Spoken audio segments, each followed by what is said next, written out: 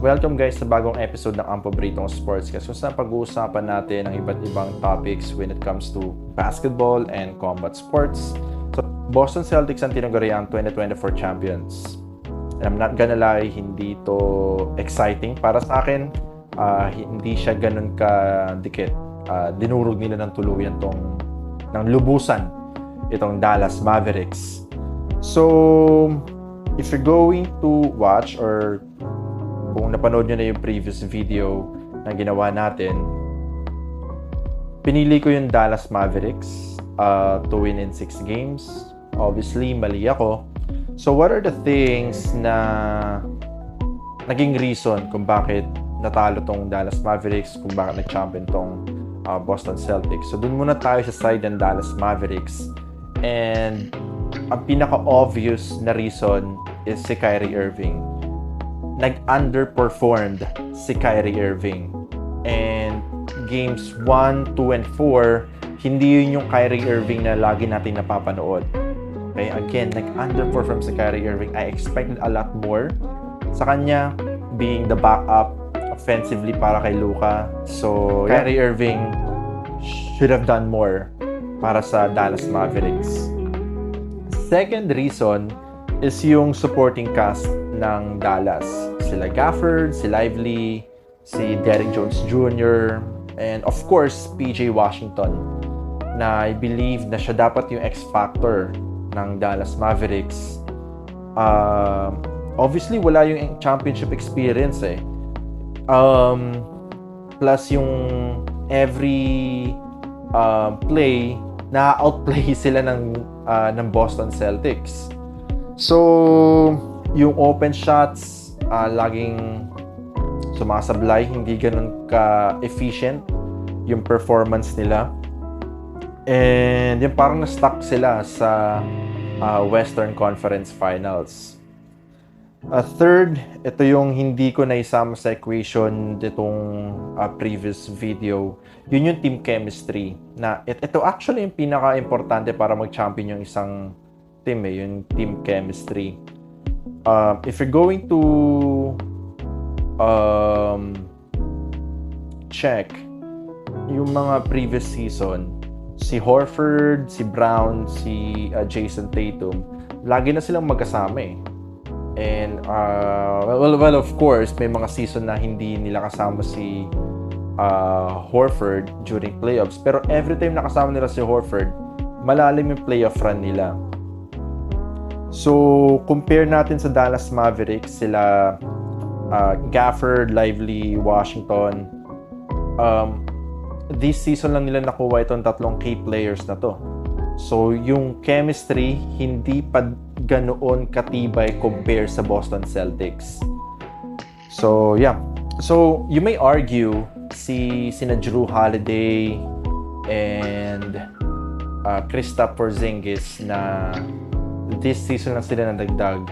But for me, itong dalawang players na to ay basically exception sila because before pa mag-start yung season, alam na nila yung mga bagay na pwede nilang i-offer sa respective team nila, which is yung, of course, yung Boston Celtics. Magandang example dito si Jrue Holiday kasi kahit na nilet go ng Boston Celtics si Marcus Smart, hindi nabawasan yung defensive prowess ng Boston Celtics because I believe hindi ganong nagkakalayo yung defensive capability ni Holiday tsaka ni Marcus Smart. Despite the fact na again, si Marcus Smart ay isang former defensive player of the year.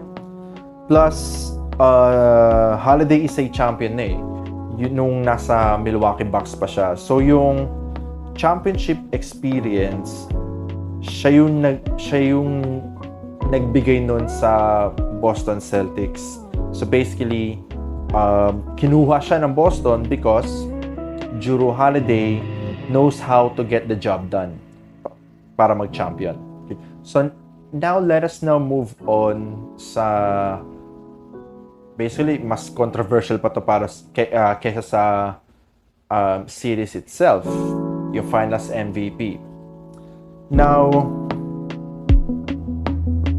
na-deserve ba ni Jaylen Brown ang Finals MVP? Honestly, Jaylen Brown is not my Finals MVP. And before you react, ito yung take ko kung bakit yun yung opinion ko, kung bakit hindi dapat si Jaylen Brown yung Finals MVP. Para sa akin, may dalawang criteria yung Finals MVP trophy na yan or award na yan. Yun na yung impact at yung stats. So before tayo pumunta sa stats, which is yun yung pinaka-obvious na reason para mag-Finals MVP, dun muna tayo sa impact. And let us go back noong 2015 nung si Steph Curry and yung Warriors won their first championship. Right? So, average ni Steph Curry ay 26 points, 6.3 assists, and 5.2 rebounds. Hindi siya nanalo ng Finals MVP. And kung susumahin mo, right, kung mag-base ka sa stats, ibibigay mo kagad yung trophy kay Steph Curry dahil napakaganda ng stats na to, 26 points, 6.3 assists, and 5.2 rebounds. Now, let us go doon sa nanalo ng award, which is si Andre Iguodala. 16 points, only 4 assists, and 5.8 rebounds. And nanalo siya ng Finals MVP. So, most likely, you may say na kasi kaya naman sa kanya binigay yung Finals MVP ay gawa ng depensa niya kay LeBron James. So, okay. Magbasa tayo sa stats. Sa defensive side naman. So, Andre Iguodala, meron siyang 1.3 assists. 1.3 steals and 0.3 blocks. And compare kay Steph, meron si Steph na 1.8 steals and 0.2 blocks. Mas mababa na siya ng 0.1 kay Iggy. So, defensively, kung makikita, hindi rin ganun ka naglalayo itong dalawa. Actually, mas lamang pa si Steph sa steals per game. But, again, nanalo si Andre Iguodala due to impact niya sa series na yon. Siya yung primary defender ni LeBron James. And kung aalisin mo yung stats, kung magbabase ka lang sa eye test, makikita mo kaagad na si Andre Iguodala yung deserving na maging Finals MVP ng series na yon. So, when it comes to winning the Finals MVP via stats, okay? So, marami tayong players dyan. Okay? Now, before nitong huling final series na to, meron lang 3 players na nag-lead sa points, assist, and rebounds sa respective teams nila na nag-champion. Okay, so yun ay sila LeBron James, Tim Duncan, and Magic Johnson. So, itong 3 to, nanalo sila ng Finals MVP. Okay? So, after nitong Finals, nadagdagan ng isa. Nadagdag si Jason Tatum. So, nitong huling final series, si Jason Tatum yung naging leader ng Boston Celtics sa points, rebounds, and assist. Now, kung may include ka sa isang list na sobrang konti lang, okay, sa 75 years ng NBA, 3 players lang ang nag-lead sa team nila when it comes sa points, assist, and rebounds na nag-champion. So, sobrang elite ng club na yun. And sobrang rare and sobrang hirap para gawin yun. Ultimo nga si Michael Jordan, hindi nagawa yun. I'm not saying, hindi ko dinidiscredit, hindi ko minamaliit yung achievements ni MJ. But what I'm trying to say is, kahit si Michael Jordan, the great Michael Jordan, hindi niya nagawa yun. Kasi sobrang, hindi ganun kadali eh. Because not only na magaling kang player, depende rin kasi sa system. Parang the stars will have to align para lang makamit or para lang makapasok ka sa club na to eh. So para si Jason Tatum na makapasok sa club na to at hindi makuha yung Finals MVP ay parang unfair para kay Jason Tatum na hindi mapasama para hindi niya makuha yung Finals MVP. Right? Kasi yun na nga, sobrang hirap makapasok dito, but hindi mo pa sa kanya ibibigay yung Finals MVP. Wherein yung naunang tatlo sa kanya, nakuha nila yung award. You might say na nakuha ni Brown yung award or yung Finals MVP dahil sa defense niya. Well, if you're going to watch yung series, Jason Tatum played defense as well. Iba nga lang yung situation or yung style or yung system ng pagdepensa niya. So, if you're going to analyze or if you're going to watch kung paano nga ba dinidepensahan ng Boston Celtics yung Dallas Mavericks. Kasi Dallas Mavericks, madalas silang gumamit ng pick and roll, right? So, sino yung bumabantay sa bigs ng Dallas para pagdating ng pick and roll, hindi na mahirap na magkaroon pa ng switch, right? Because most of the time, ginagawa ng Dallas Mavericks now, humingi ng pick from their bigs and then after mag-switch, kinakain na ni Luka yung big man ng opposing teams. Now, instead of Al Horford or Kristaps guarding the bigs, si Jason Tatum yung bumabantay sa bigs ng Dallas Mavericks. So that once na magkaroon ng switch, si Jason Tatum pa din yung babantay sa guards like Luka or Kyrie. And still, favorable pa rin ito sa Boston. Walang nangyayaring mismatch after mangyaring switch.